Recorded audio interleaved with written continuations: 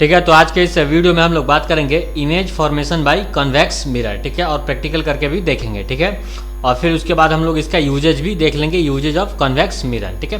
तो ये class 10th का चैप्टर लाइट है।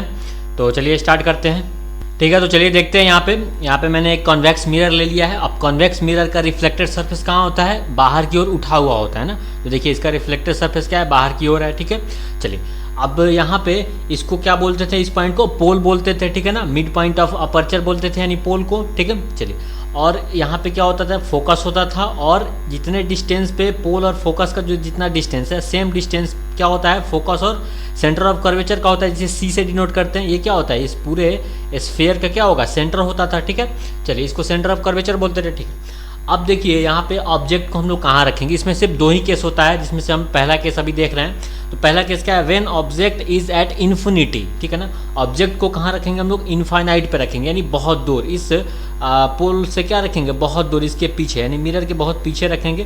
तो चलिए कहीं पे यहाँ पे कहीं इनफाइनाइट पे ऑब्जेक्ट रख के चेक करते हैं मेरा इमेज कैसा बनेगा, ठीक है। तो चलिए रखते हैं। चलिए यहाँ पे हमने इनफाइनाइट पे एक ऑब्जेक्ट रख दिया। अब इसका इमेज देखते हैं इसमें कैसे बनेगा, ठीक है। तो सबसे पहले क्या करते हैं? प्रिंसिपल एक्सिस के पैरेलल यहाँ से क्या कराते हैं? रे को इंसिडेंट कराते हैं इस कॉन्वेक्स मिरर पे। तो चलिए इंसिडेंट कराते हैं, ठीक है।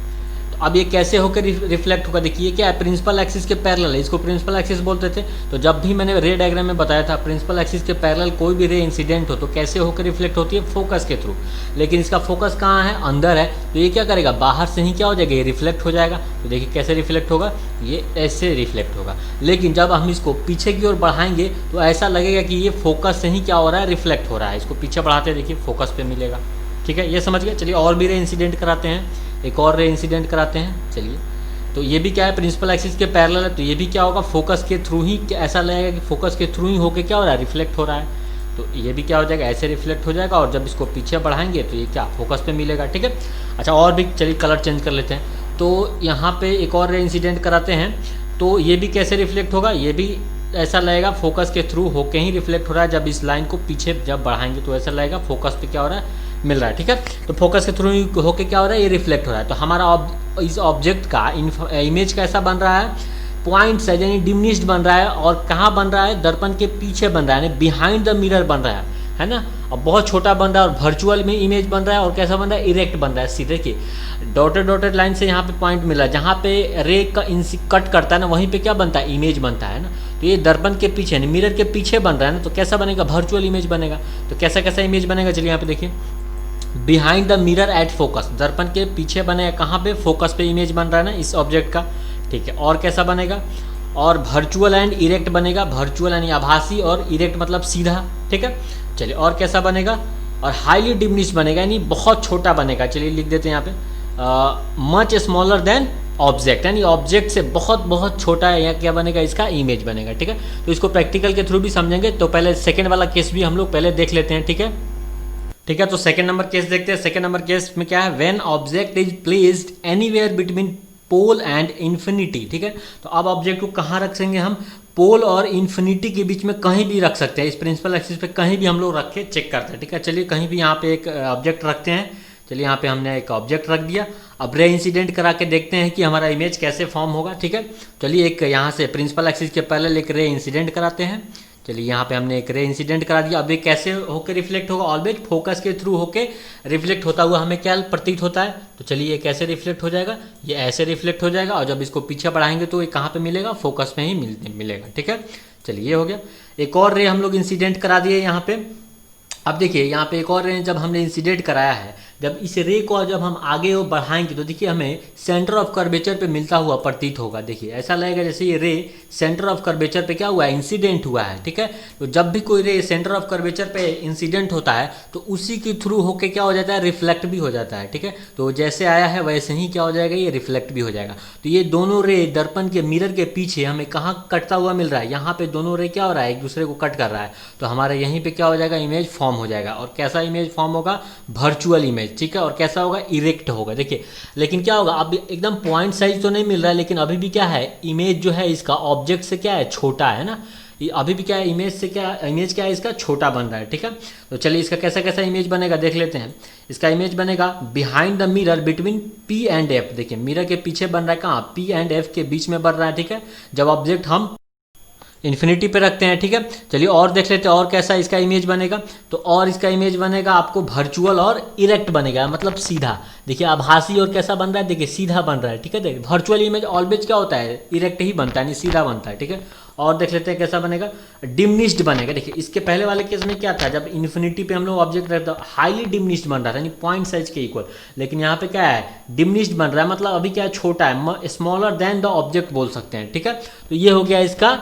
अब हम लोग इसको प्रैक्टिकल के थ्रू भी देख लेते हैं इसका, चलिए ठीक है। तो देखिए यहाँ पे क्या है, मैंने कॉन्वेक्स मिरर लिया है, ये स्टैंड है। और यहाँ पे क्या है, एक स्केच मैंने लिया है जिसको हम लोग अभी ऑब्जेक्ट समझेंगे, ठीक है। और इसका इमेज यहाँ पे हमको मिल रहा है, ठीक है। देखिए जब भी मिरर के अंदर कोई इमेज आपको मिल रहा है तो उसका मतलब क्या होता है, वो वर्चुअल इमेज होता है। और देखिए वर्चुअल इमेज मतलब कैसा होता है, सीधा होता है। देखिए यहाँ पे इस स्केच का जो ये ढक्कन है, कैप है, वो यहाँ पे ब्लैक कलर का है, तो ऊपर भी आपको क्या यहाँ ब्लैक कलर का दिख रहा है। इट मीन्स क्या, ये इरेक्ट बन रहा है, नहीं सीधा बन रहा है, ठीक है। देखिए प्ले करते हैं इसको।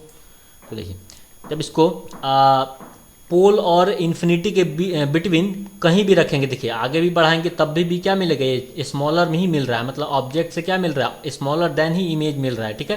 देखिए आगे भी लेके जाएंगे तब भी क्या मिलेगा, छोटा ही मिलेगा इसका इमेज, ठीक है।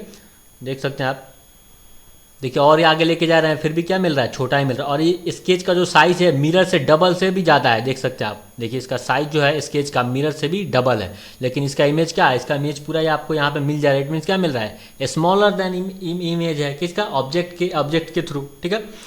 तो ये समझ गए।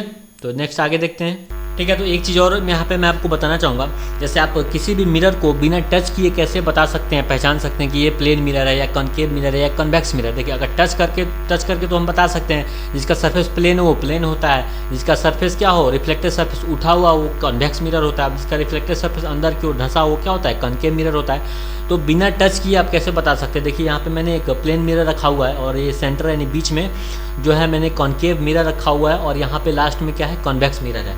अब इसमें इमेज फॉर्मेशन के अकॉर्डिंग हम कैसे बता सकते हैं कि किस किस टाइप का इमेज बन रहा है, उसके अकॉर्डिंग हम बता सकते हैं ये प्लेन मिरर है, ये कॉनकेव मिरर है और ये कॉन्वेक्स मिरर है। कैसे, देखिए प्लेन मिरर में कैसा इमेज बनता है, आपको जितने साइज का ऑब्जेक्ट होता है सेम साइज का क्या बनता है, उसका इमेज बनता है और सेम डिस्टेंस पे बनता है, ठीक है। तो यहाँ पे आप देख सकते हैं, देखिए यहाँ पे देखिए जितने साइज का ये बैटरी है, यानी बैटरी को ऑब्जेक्ट मान लीजिए, सेम साइज का आपको ये प्लेन मिरर में क्या बन रहा है, ऑब्जेक्ट बन रहा है। तो इसका मतलब क्या हो गया, ये बता सकते हैं कि ये क्या है, एक प्लेन मिरर है। देखिए सेम जितना बैटरी का साइज है सेम साइज आपको यहाँ पे दिख रहा होगा, ठीक है।